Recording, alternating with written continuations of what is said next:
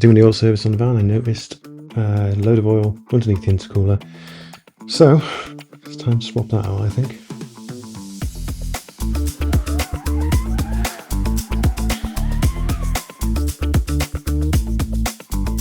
So the intercooler sits at the front left as you're looking at the vehicle, and there's two pipes for in and out the intercooler right at the top, and should be secured on by these Jubilee clips. So about a 7mm socket or a flathead screwdriver. Now the one I'm doing there probably didn't need to undo, but I'm sort of working my way through this anyway, so it doesn't matter too much. Next up, there's a 10mm bolt. Just need to undo from the right hand side of the turbo here that holds the piping in place, and then this duct in here, there's 4 nuts that secure it on. I think they should be 10mm. Mine's never had the proper ones, so it's hard to tell. But this is also how you change the pollen filter on there. So there's 2 nuts that are kind of vertical underneath the scuttle, as you see me taking off here with one of my little electronic TMU ratchets here. And then it should just lift away quite nicely. And I say this is how you change the pollen filter. So it comes off for most of the jobs really, but so the pollen filter just sits in there if you needed to change that whilst you're there. And then with that out the way, you should be able to see there's kind of like a little pivot nut on there that kind of locks into place. So once we've got either side of this hose loose here,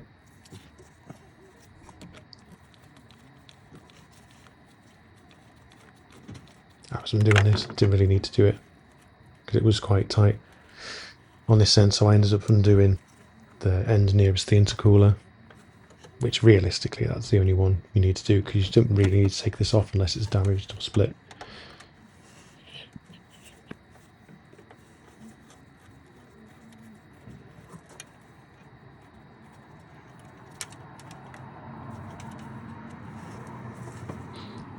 So once that's loose, just see it on there, you need to move, it's called a degas hose. It's a little pipe that goes from the radiator to the top of the cooling tank, but be careful with that. Slip the pipe past it and it'll just sort of lever up and off like so. Not much oil in there, which is a good thing. And then here I'm just going to wipe some of the dirt away and then undo the hose, again holding that onto the intercooler. And in this case I found it easier to undo the engine side of the hose. The intercooler side was just staying on, which isn't a problem, just take that off when it's off the car. But either way, loosen the hose out the way.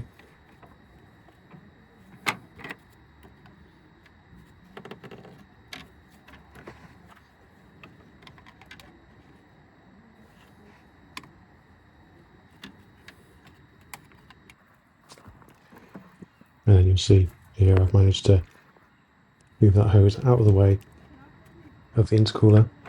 And then for the next bit, this little plastic box here, wires going into it, don't actually know what it's for, but we just needed to move that out of the way to get a little bit more clearance. So just use the Torx bit on top of there. Again, some more TMU tools coming out here. It's quite a cold time of year, so I wanted to get this job done as quick as possible. Once that's done, that'll just move out the way,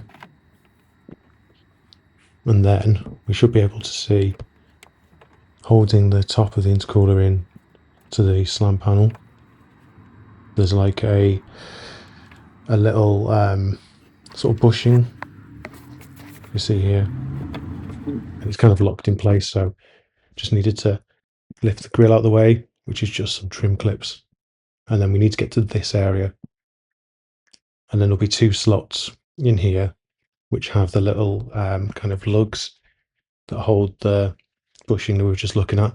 in place like this. So just need to flathead screwdriver in there, as you can see here, to push them in. And on the other side, I'm just using a trim tool to gently lever the bushing out of place.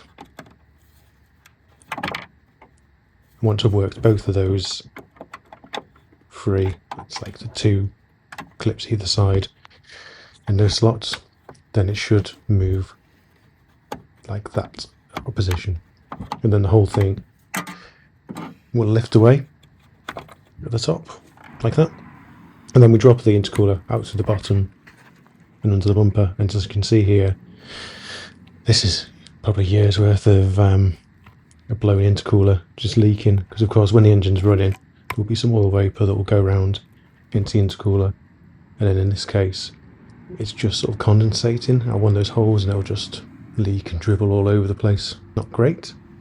So would have been losing a little bit of boost pressure from that, I gather, and just really making a mess. So yeah, I'm not going to sort of spend too much time forensically analysing this. It's one of those things that happens nonetheless.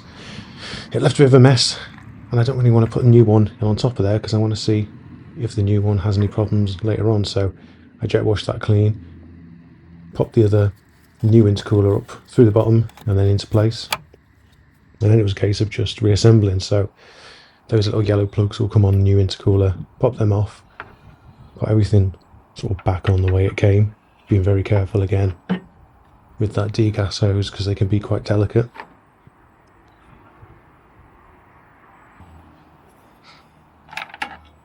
Then carefully reattaching both the boost hoses, and you want to be careful to make sure these are nice and tight and sealed correctly, because once again this is what's holding the turbo pressure on there.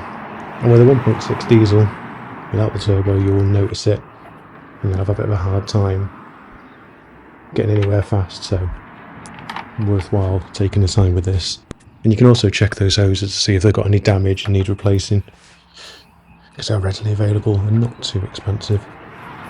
And now I'm just putting the little electronics box, again I don't know what that's for, back into place.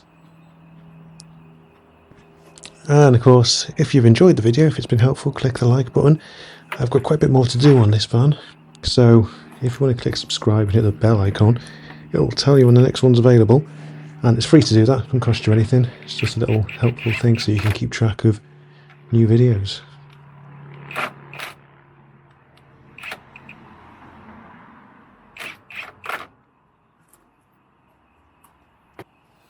And then of course we put our ducting back on, and again, if you haven't done this job, it might be worth having a pollen filter spare to do whilst you're here.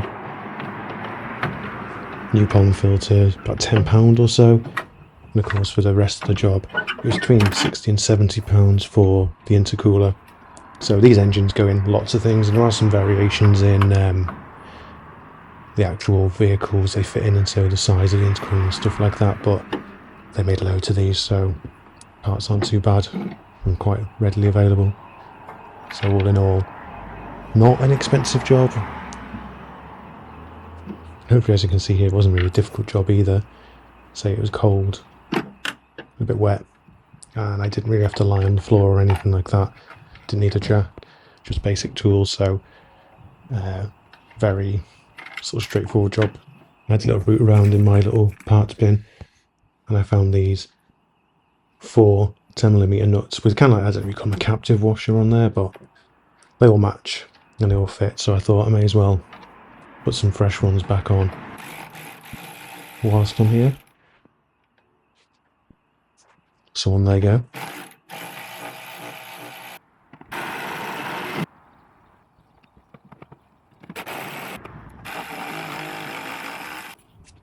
Yeah, and last but not least, the grill will go back on, and that's it really. We'll just observe, take it for a drive, make sure no codes come back on, make sure there's no power loss, and all's good.